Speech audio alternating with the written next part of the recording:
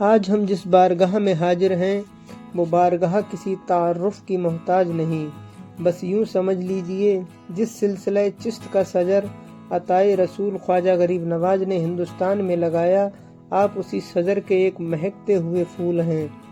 ہم بات کر رہے ہیں جانشین خواجہ غریب نواز، خلیفہ اکبر خواجہ غریب نواز حضرت قطب الدین بختیار کاکی رحمۃ اللہ علیہ کی۔ آپ کا آستانہ مبارک ملک ہندوستان کی راجدھانی دلی کی ایک بستی مہرولی شریف میں موجود ہے۔ آپ کا آستانہ شریف قطب مینار سے کچھ ہی دوری پر استھت ہے۔ السلام علیکم دوستو، ہم اس وقت موجود ہیں درگاہ حضرت قطب الدین بختیار کاکی کے دروازے پر۔ آئیے ناظرین، آپ کو درگاہ کی زیارت کراتے ہیں۔ سامنا ہی آستانہ خواجہ قطب الدین بختیار کاکی ہے۔ ناظرین، حضرت خواجہ قطب الدین بختیار کاکی رحمۃ اللہ علیہ کی ولادت رمضان کی 2 تاریخ 1173 عیسوی میں ہوئی۔ حضرت خواجہ قطب الدین بختیار کاکی سادات گھرانے میں پیدا ہوئے، یعنی آپ سید ہیں۔ ابھی آپ کی عمر شریف محض 1.5 سال کی ہوئی تھی کہ آپ کے والد محترم حضرت کمال الدین صاحب کا وصال ہو گیا۔ آپ کی والدہ نے ہی آپ کی پرورش کی۔ جب آپ کی عمر شریف 4 سال 4 ماہ 4 دن کی ہوئی تو آپ کی والدہ نے چاہا کہ میں اپنے لخت جگر کی بسم اللہ خوانی کراؤں۔ جب آپ کی بسم اللہ خوانی کا وقت آیا، اس وقت آپ کے شہر میں حضرت خواجہ معین الدین چشتی خواجہ غریب نواز تشریف لائے ہوئے تھے۔ خواجہ قطب الدین بختیار کاکی کی بسم اللہ خوانی کروانے کے لیے خواجہ غریب نواز کی خصوصی دعوت کی گئی۔ جب سرکار خواجہ غریب نواز تشریف لائے تو اس محفل میں بہت لوگ جمع ہو گئے۔ جب خواجہ غریب نواز نے خواجہ قطب الدین بختیار کاکی کو پڑھانا چاہا، تبھی ایک دم سے آپ رک جاتے ہیں۔ جب حاضرین نے آپ سے عرض کی، حضور آپ نے پڑھایا کیوں نہیں؟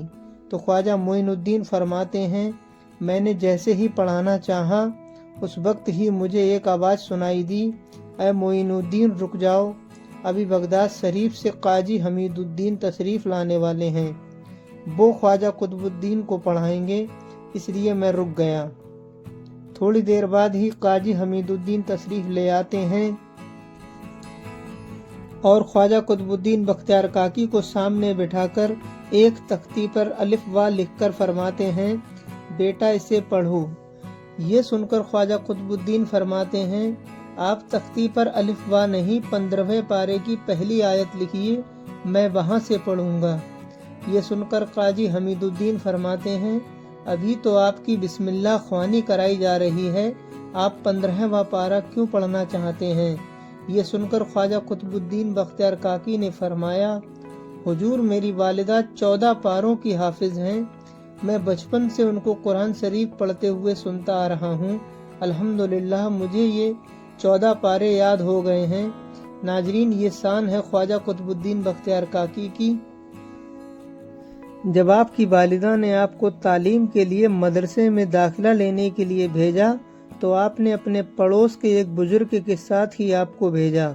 وہ بزرگ خواجہ قطب الدین بختیار کاکی کی انگلی پکڑ کر راستے سے جا رہے تھے۔ ان بزرگ کے دل میں یہ پیش و پیش تھا کہ قطب الدین کو تعلیم کے لیے کس کے پاس لے جائیں۔ ابھی آپ چند قدم ہی آگے بڑھے تھے کہ آپ نے سامنے سے دیکھا ایک بزرگ نورانی صورت آ رہے ہیں۔ سلام کے بعد بزرگ نے پوچھ لیا، صاحبزادے کو کہاں لے جا رہے ہو؟ تو ان بزرگ نے فرمایا، انہیں تعلیم کے لیے کسی مدرسے میں لے جا رہا ہوں۔ یہ سن کر آنے والے بزرگ نے فرمایا، میرے ساتھ چلو، میں بتاتا ہوں ان صاحبزادے کو علم کی دولت کہاں سے ملنے والی ہے۔ وہ بزرگ خواجہ قطب الدین بختیار کاکی کو لے کر حضرت مولانا ابو الحفص اوسی رحمۃ اللہ علیہ کے مدرسے میں پہنچے اور آپ نے فرمایا، اے ابو الحفص، رب تعالیٰ کا حکم ہے کہ آپ ان صاحبزادے کو تعلیم عطا فرمائیں۔ حضرت مولانا ابو الحفص اس زمانے میں بہت بڑے شیخ عصر تھے اور اس علاقے کے علمی مقتدی تھے۔ آپ نے بڑے پیار سے خواجہ قطب الدین کے سر پر ہاتھ رکھا اور اپنے پہلو میں محبت سے بٹھایا۔ وہ بزرگ فوراً ہی رخصت ہو گئے۔ مولانا ابو الحفص بار بار خواجہ قطب الدین کے معصوم چہرے کو دیکھتے، اور بہت ہی محبت سے فرمایا بختیار کیسا مبارک بچہ ہے جس کو علم کے لیے میرے پاس حضرت خضر علیہ السلام لے کر آئے ہیں۔ ناظرین، جو بزرگ راستے میں ملے تھے وہ کوئی اور نہیں حضرت خضر علیہ السلام تھے۔ سبحان اللہ۔ جب آپ کی تعلیم مکمل ہو گئی تو آپ کے دل میں خیال آیا اب مجھے روحانیت حاصل کرنی ہے۔ اس کے بعد حضرت قطب الدین بختیار کاکی شہر اصفہان کے لیے روانہ ہو جاتے ہیں۔ اصفہان میں خواجہ غریب نواز تشریف لائے ہوئے تھے۔ خواجہ قطب الدین بختیار کاکی اصفہان شہر کی ایک مسجد میں پہنچ گئے، جہاں آپ نے دیکھا مسجد میں ایک محفل سجی ہوئی ہے جس میں عطائے رسول خواجہ غریب نواز جلوہ فروز ہیں، اور اس محفل میں آپ کے کئی مرید بھی بیٹھے ہوئے ہیں۔ خواجہ قطب الدین بختیار کاکی کو دیکھ کر غریب نواز فرماتے ہیں قطب الدین کو ہمارے پاس بھیج دو۔ خواجہ قطب الدین بختیار کاکی جب سرکار غریب نواز کے پاس پہنچتے ہیں تو غریب نواز آپ کو اپنی چادر اڑھا دیتے ہیں، یعنی خواجہ غریب نواز نے خواجہ قطب الدین بختیار کاکی کو اپنا مرید بنا لیا۔ جب آپ اپنے پیر و مرشد خواجہ غریب نواز سے ملے تو آپ کے دل کی دنیا ہی بدل گئی۔ سرکار غریب نواز سے بیعت ہونے کے بعد خواجہ قطب الدین بختیار کاکی کئی سالوں تک آپ ہی کے ساتھ آپ کی خدمت میں رہے۔ حضور صلی اللہ علیہ وسلم 4 روز تک سرکار خواجہ غریب نواز کے خواب میں تشریف لائے اور فرمایا اے معین الدین، قطب الدین ہمارا دوست ہے اور تمہارا خلیفہ اور سجادہ نشین ہے۔ تمہیں جو نعمتیں سینہ بسینہ اپنے بزرگوں سے ملی ہیں اسے قطب الدین کو دے دو، اس سے بہتر تمہیں کوئی قائم مقام نہیں مل سکتا۔ ادھر بارگاہ رسالت سے خواجہ صاحب کو ہدایت مل رہی تھی اور ادھر قطب صاحب پیر و مرشد کی تلاش میں سرگردہ تھے۔ جب غریب نواز کو سرکار دو عالم حضور صلی اللہ علیہ وسلم کی بشارت ہوئی تو ایک دن بغداد شریف میں ایک بڑی محفل میں، جس میں حضرت شیخ صحاب الدین سہروردی، شیخ روح الدین کرمانی، شیخ برہان الدین چشتی، شیخ محمد اصفہانی اولیاء کاملین موجود تھے، سب کے سامنے ہی سرکار غریب نواز نے حضرت خواجہ قطب الدین بختیار کاکی کو خلافت عطا فرمائی اور اپنا خلیفہ اعظم بھی بنایا۔ جب خواجہ غریب نواز ملک ہندوستان میں تشریف لائے تو خواجہ قطب الدین بختیار کاکی بھی آپ کے ساتھ ہی ہندوستان میں آئے۔ ناظرین، خواجہ غریب نواز کس سن میں ہندوستان تشریف لائے اس کی الگ الگ تاریخ ملتی ہیں۔ ہندوستان میں آنے کے بعد خواجہ قطب الدین بختیار کاکی نے خواجہ غریب نواز کے ساتھ دلی میں قیام فرمایا۔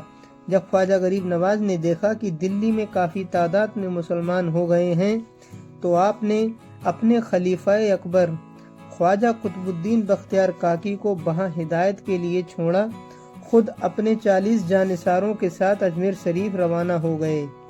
ناظرین، دلی کے بادشاہ حضرت شمس الدین التمش خواجہ قطب الدین بختیار کاکی سے بہت محبت رکھتے تھے اور سلطان شمس الدین التمش خواجہ قطب الدین بختیار کاکی سے مرید بھی تھے۔